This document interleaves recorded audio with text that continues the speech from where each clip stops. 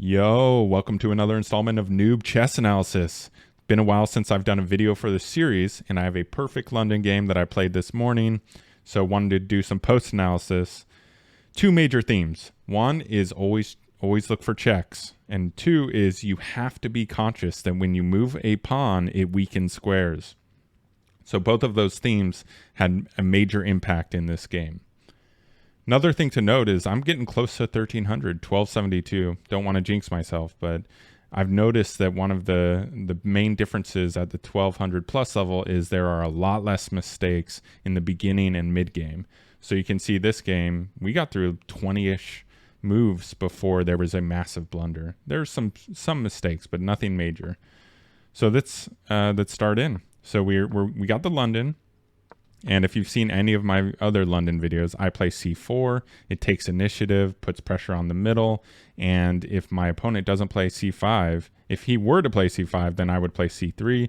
And then we'd get the typical London structure with the pawns. But I do love c4 because it just puts pressure. And if he takes, you can just develop your bishop and take back. So this move, worth noting, not a great move because it traps in the bishop. So this bishop is a little stuck now. And once either the pawn is pushed and this bishop is stuck, or he develops his bishop out to f5, at that point I feel comfortable moving my knight. What I don't like is, let's say he just made a random move and then I develop my knight. I hate this pin. I really hate this pin. It's just passive. It doesn't feel good. I like to pin myself. I like to be aggressive. Obviously, you can't hear because he played a6. But yeah, if he were to play this, just note that b7 is really weak here. So you can't play your queen out and attack. So worth noting that. But in this game, he played the pawn down. Not a great move. And at that point, I felt free to develop my knight. Now, very common thing is just to get pinned yourself here. In the past, I used to bring my queen out. But by doing some post-analysis, I actually realized that the rook over is a better move. So rook to c1 is better.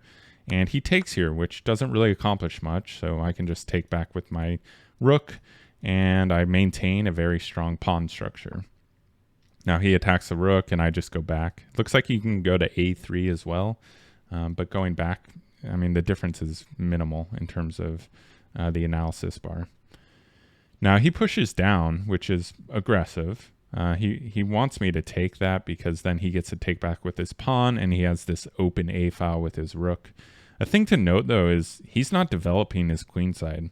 None of these pieces are developed. So he would have been, it would have been better for him probably to think about development. So I'm just going to take the D pawn because I'm not opening the A file for him. There's no reason to do that.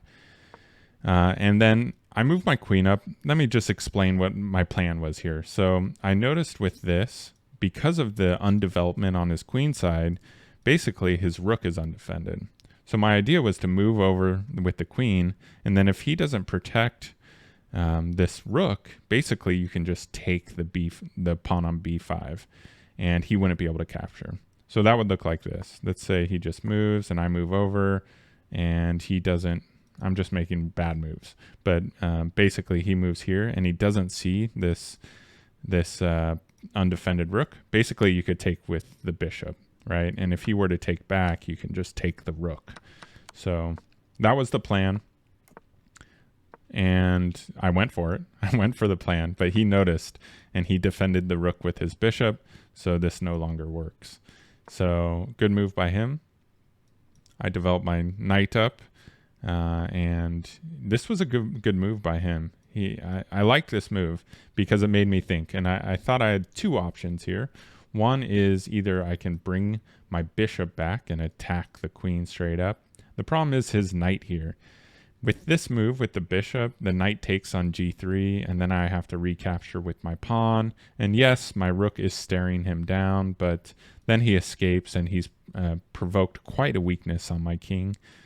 So I didn't want to do that. So instead I just pushed up the pawn. Seems to be the best move, so that's good. And really at this point he just has to leave. Now it did provoke a weakness, and in my mind, I've done a lot of fianchettoing, so I figured, hey, why don't I just fianchetto here?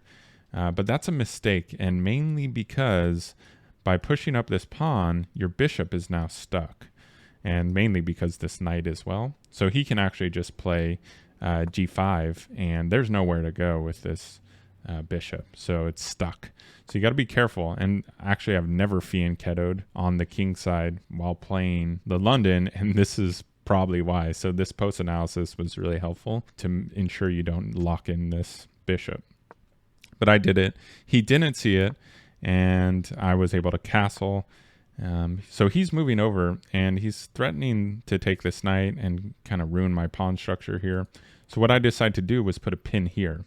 And the thinking behind this move was that he can no longer take my knight. He could, but it's not a great move, because if he took it, I would take with my pawn, and then I'm attacking his knight, which is pinned. He's got a relative pin here, meaning that if he were to move this, I get his queen. Now, the only move to fight against this would be to push h6 and attack this bishop. At that point, I'd take with my bishop, or I guess you could take with the pawn. And really, there's no way for him to protect his queen except for taking with his pawn. So that really weakens his king, and my queen is still on the board, and his king is wide open now. So it's very dangerous. So that was the thinking behind that move. The engine wanted me to take here, and the reason behind that is because if he were to take with his queen, that would be a huge mistake, because you could put your rook up here, and your rook is defended by your dark squared bishop. And basically you have a hanging bishop here, and you have to move your queen, and you can't move your queen anywhere that would protect this bishop, right? If you moved here, you just get taken. So you have to move the queen out of the way, and then you can retake the bishop. So that was a cool little tactic that I didn't see. Obviously, if I took this, he would have to take with his knight. But at this level, maybe he doesn't see that, and he just takes with the queen. So let's see what actually happened here is... Oh, yeah, he did push h. I was like, what is that? So, yeah, he did push h6, and I took. And then he took with his knight. And then I'm thinking I'm going to double my rooks here, and then probably pushing up here to attack the undefended bishop. I realized that was undefended. He pushed down, and then I wanted to attack this hanging pawn, but he just pushes forward, and I go into the little nook it creates. He attacks my undefended rook, and then I double my rooks, so I'm defending this. And then he attacks my rook, so I decide to take, and we simplify the position a bit. At this point, I felt like my position was stronger, but very slightly, and it looks like the analysis bar agrees. I'm up 1.5 here. This move, I didn't actually have a great plan. I just wanted to move it, and I realized I'm looking at a granite wall. With my bishop on g2, I'm just looking at this pawn. So I wanted to get my bishop involved and wanted to get it out. So that's why I moved that. Okay, so the first major blunder of the game is the knight to e4 move. And the reason why this is such a huge blunder is because that knight was doing a job. It actually was defending e8, which is a check. It's an undefended check that my queen can put in. And you got to notice you got a hanging bishop as well. So this knight was protecting that square, and by moving it, he unprotects it and allows the check, which gives me a full piece, and it is brutal. I'm only up a piece, but my position is actually plus 10.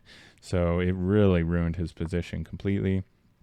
Now this pawn move is good. I have an outpost here, and now I have to move my knight.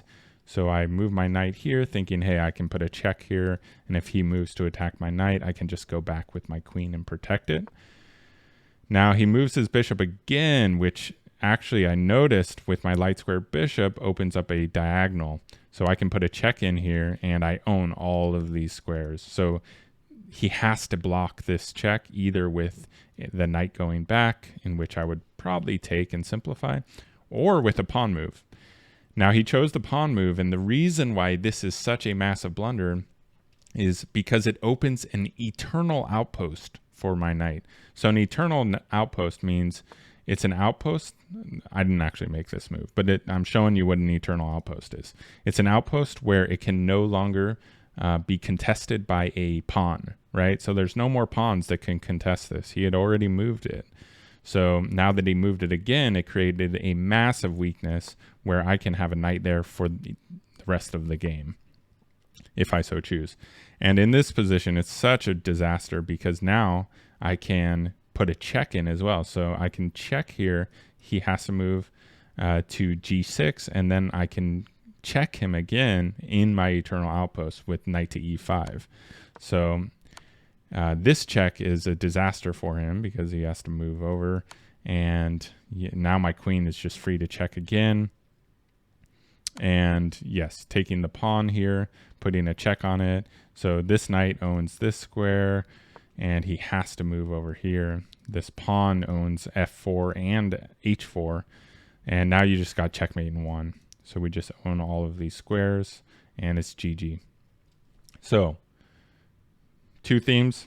Look for checks before you move. That knight was very important. And then the second one is that second pawn move allow for a checkmate because you created an outpost, an eternal outpost for my knight. Thank you for watching. Catch you later. Peace.